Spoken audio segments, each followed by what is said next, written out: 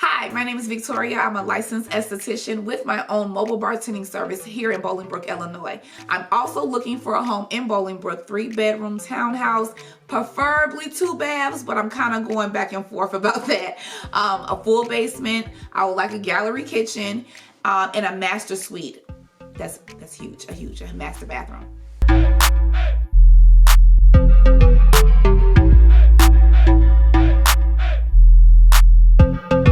So what is some of your reasons for wanting to move to Bolingbrook? My parents and family are out this way, and I just wanted it to make it easier for myself, being a single mom, having someone, to help me. And I love the school districts out here. And did you know Bolingbrook was ranked number 3 in the state for the most diverse town? So I really wanted to be here. I really, it's either 2 or 3. I'm not sure, but they're really high. So I really wanted to get the culture, the mixture.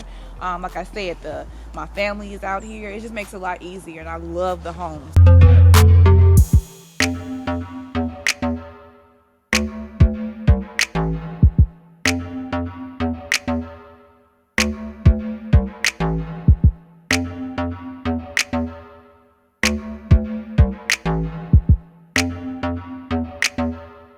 Reaction. Because this is happening. I love this floor. Okay. They have bleed downstairs. Like, who does this? You got your coat closet. Look at the shade of hair. Oh, I don't really necessarily like the style. It's not needed. It's not needed. It's a cute little ad. Look at this feature wall. Oh, yeah. You see what I'm saying? This is too much. Okay. All right. Took your breath away, huh? Too low.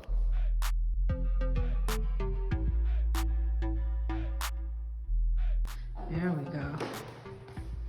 This black entry was really nice.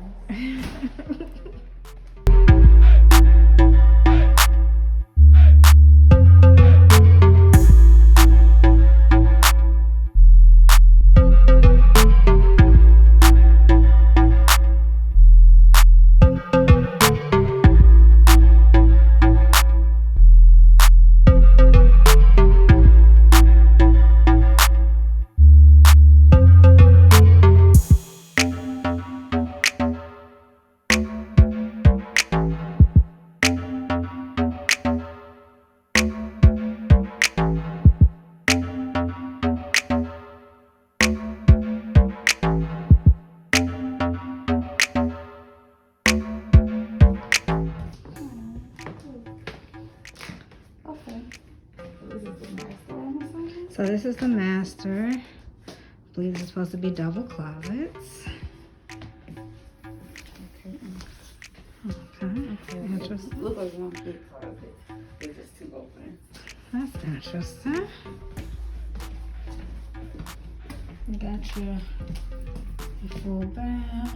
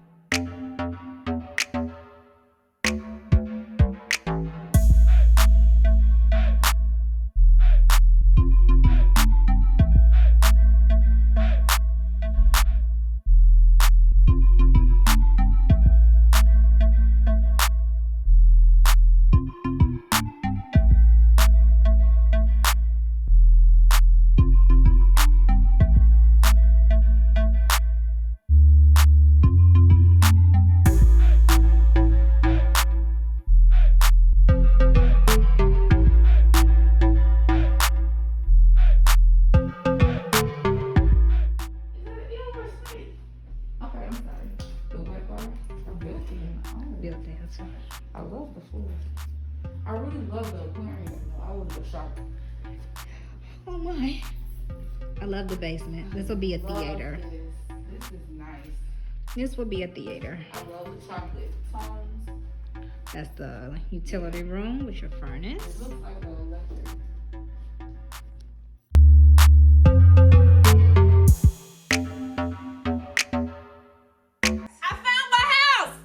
So we are finally here, and my client Victoria Meeks finally closed on her 3-bed, 3-bathroom townhouse. So we're gonna sit down and chat a little bit about the process, what are her expectations, and what was the outcome. So Victoria, congratulations! Thank you. You're a new homeowner. Thank you. So let's sit down and chat a little bit, because the viewers are interested in knowing about the home buying process, what it takes to get a home, and the expectations and things to look for, the unexpected and the unknown in buying a home. So what were your expectations in buying a home? What were your thoughts going into the process? I really thought life was like HGTV, where I was gonna walk into a place and it was gonna speak to me and I was gonna just like, okay, that's it. No, far from it. I like the fact that you walked me through everything. So any kind of questions I had, because I literally thought I knew stuff and I did not know a lot. Normal. What I did like was that you took me to so many different types of homes so I can narrow down. Like, we saw new construction, we saw something that was a little bit older, we saw something that was newer built but it wasn't a new construction, and then we kind of find my place that was like that happy medium. Perfect. So let's talk about the beginning stages of the process. So in the beginning stages, you have to talk with the loan officer. So let's talk a little bit about the type of loan that you use and who you went through for your loan. So what type of home loan did you use? I did do a conventional loan through Naval Federal.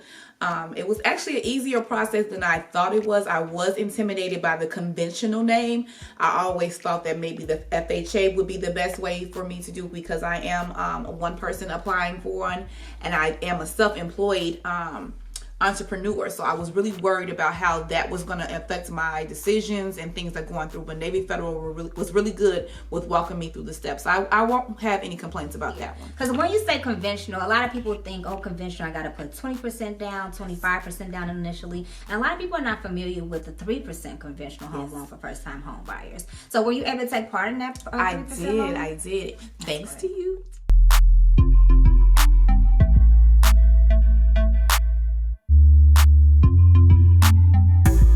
So people think $20,000, $4,000. So realistically, going into it, how much did you think you had to have saved, but how much did you actually have to put down for down payment and closing cost?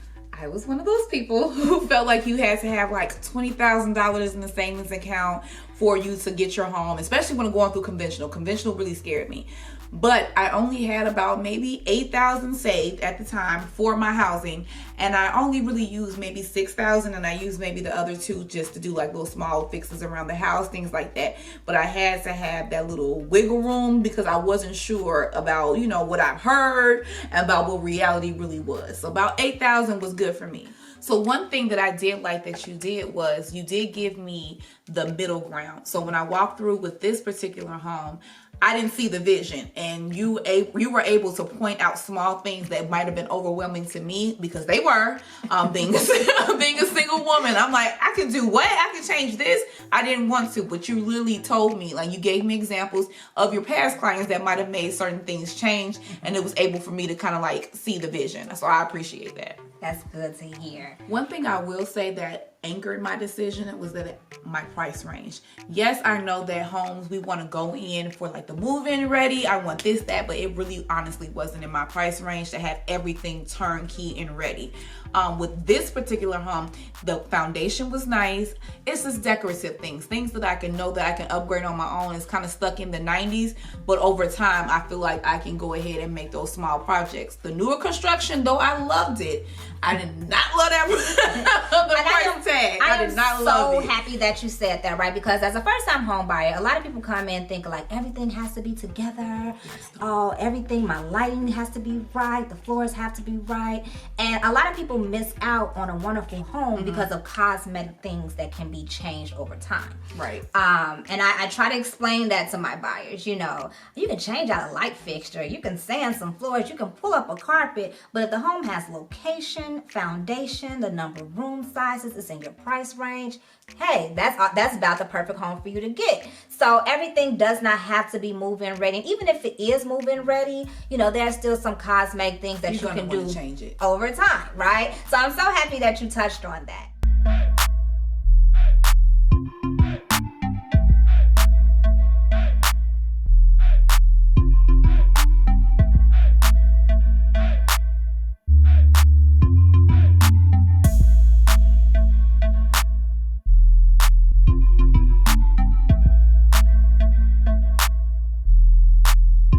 Now, trust me, there are bumps in the road. I tell all my clients, you are going to struggle one way or another in this process. So it's going to take us a little time to find the perfect property for you. Or we might find that perfect property within like the next week or so of us meeting each other. And it might be a couple little bumps in the road with the closing process. But don't worry. It's a process, and we're going to get through it together. That's what your favorite realtor is here for. And I'm here to answer any questions that you have. You're going to have them. And I'm here to make sure that everything runs as smooth as possible. So while I am on the back end probably pulling my hair out, I am making sure that you're comfortable on the front end and reassuring you that, hey, we're going to close on this deal. So don't stress, don't be alarmed. I'm going to make sure I help you find your perfect property, and I'm going to make sure your inspector, your loan officer, your appraiser, and your attorney is doing everything necessary to make sure that we execute this deal. Looking forward to working with you.